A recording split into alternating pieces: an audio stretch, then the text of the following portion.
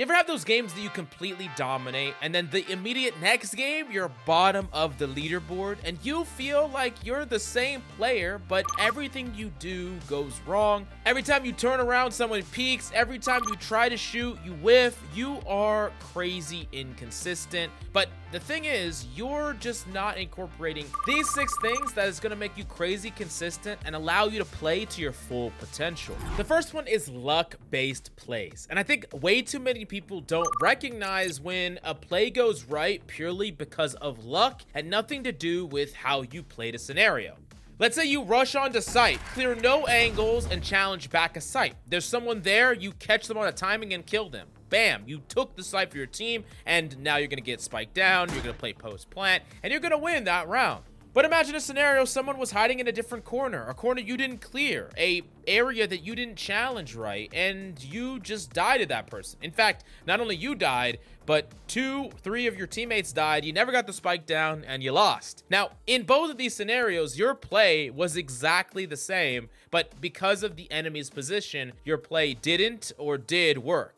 Now, this is happening all over the place, where players are constantly making the same moves, and they sometimes work and sometimes don't. So while you're actually being a very consistent player, your result is inconsistent. And that's why there's 2 core things you need to do. Number 1, you need to make sure that you do certain things every single time, the fundamentals every single time, even if 9 times out of 10, you feel like you might be quote unquote wasting your time. An example of this would be jiggle peeking a corner that people often play in, or manually clearing a corner all the way through, the full corner. And you're not doing it like there might be someone there, you're peeking it as if there is someone there every single time. And like I said, 9 out of 10 times, someone might not be there, but this is one of the many things that you do when you clear a site or when you make any play that guarantees that they're not there, right? You're checking off a box of fundamentals, of things that you should always do, and you have to get through the entire checklist.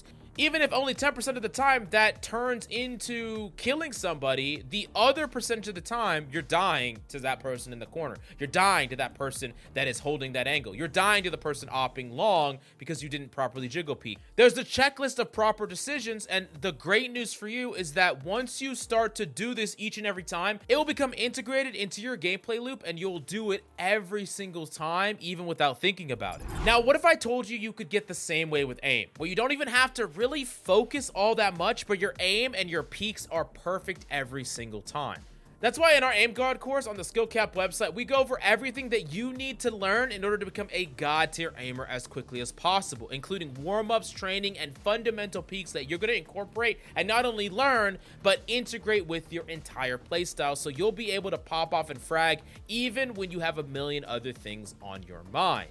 This is incredibly important for consistency in gameplay as well, so I would highly recommend checking it out, and we offer a money-back guarantee, so if you don't climb, you don't pay. So what are you waiting for? Check it out right now in the links down below.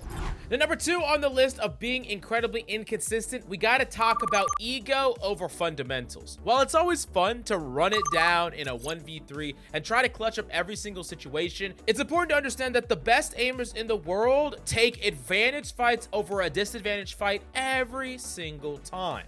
Let's say you're challenging someone in a 1v1 and you're legitimately better than them, and you think that a good 70% of the time you're gonna win that gun duel. Why not make it 80% or 90% or 100%? Come at them with 2 people. Use a piece of utility to make it so that the fight is even more advantage in your favor.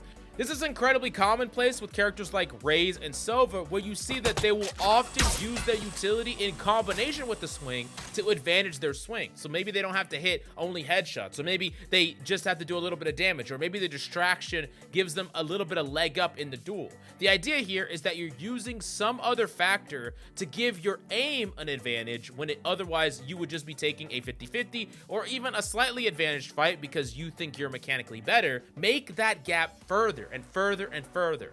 Now, it's important to understand that this is not running away from your mechanics. We never teach having poor mechanics or being comfortable with having bad mechanics. But what this does mean is that even if you have great mechanics, you're eliminating possible outplays from people that are lucky, possible outplays from people that also want to stack advantages against you, because it doesn't matter how great you are, if you're getting blinded and roombud and swung by 4 people, you're going to lose that fight every single time. And it's really important that you put the ego aside and think about how to give yourself an advantage going into every single gunfight.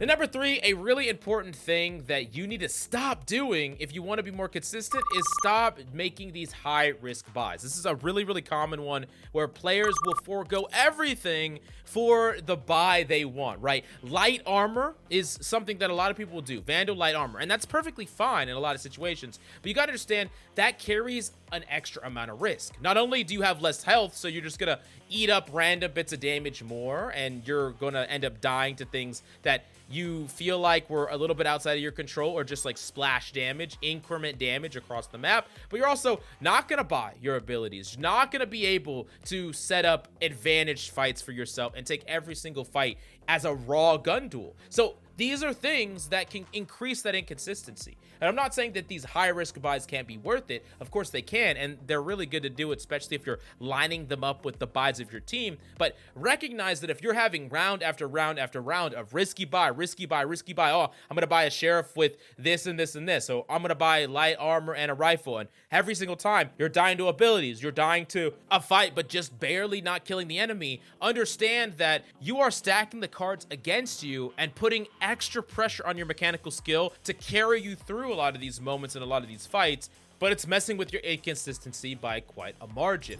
Now, number 4 on this list is Impatience, and this is one that affects me worse than any other thing on this list, and it's the idea of trying to make something happen because I want something to happen, right? I'm holding a sight, and maybe the enemy's defaulting, and I get impatient. I rotate too early, or I see one little indication of something else, and I would want to rotate off and try to rotate and try to catch the enemy and be in the action. But it's really important that you have nerves of steel, because how many times have you held a sight for freaking, I don't know, 30 seconds with an op, or you're just like in the perfect setup, and you wait and you wait and you wait and nothing happens, and right when you rotate off, someone peeks out and kills you, or you rotate off and then they take that sight that you left. This happens so freaking often, and it's because you are trying to find something to do when that something will come to you, and if it doesn't, your team is at a huge advantage because they know that the whole map is locked down.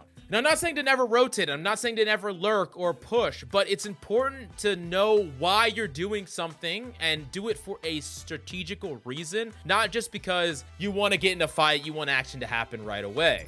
Now, number 5, that kind of plays along with Impatience, is trying to predict too much. How many times have you seen your teammates, if you've done this yourself, where you're gonna defensively play A, they go A, and then they don't make it work, so then you're gonna go B, and then they go B, and you're trying to predict where they're going, right? You're going here, you're going there. You're really trying to predict what's in their mind, right? This adds extra amounts of variance that oftentimes will actually create these huge losses and swings in a game when you just need to keep things consistent. Like, as an example, let's say you're playing A and enemies come A and you shut them down. This does not mean all of a sudden, okay, let's just 4-stack B because they went A and it didn't work, because you are allowing an enemy's rotation or decision to completely annihilate you. You actually beat the enemy with fundamentals and just outplayed them in the first round, so you won that one, and then you're gonna just take that and gamble the second round, heavily gamble the second round, just because you think that's what they might do. But the problem is, you have no true idea. Maybe they're more likely to go to another site and you could adjust slightly, but if you adjust too far and you predict wrong, you're putting an entire point take and maybe the entire round into RNG, which is what we don't want. We're trying to become incredibly consistent. So play solid, fundamental Valorant instead of trying to mind games your way to a victory every single time, especially when it's on a whim, because you could completely shut down an enemy on one site and they might take that and come up with a game plan to hit it again. So they might actually be more likely to hit a site in some situations. The last but certainly not least thing to build in that consistency is routine and practice. You need to make sure that you're fully warmed up every single time you play, and it'd be a good idea for you to have the same warm-up routine, whether that's some amount of an aim trainer and then into deathmatch and then into training and then into game. That could be really quick. It could be like 2-3 minutes each, but have a consistent practice that you know when you do it, it gets you close to warm as quickly as possible. And this could also be other things like how much sleep you had, how much water you had, where you're positioned on your desk. Sometimes you're just having a real off day. You need to get up, reset, stretch, readjust your desk, and you're gonna go back to playing just as good as you always did, because your skills don't just leave you out of nowhere for no reason. But if you really want to level up your gameplay, you definitely got to check out the SkillCapped course right here. Thank you so much, and we'll see you next time.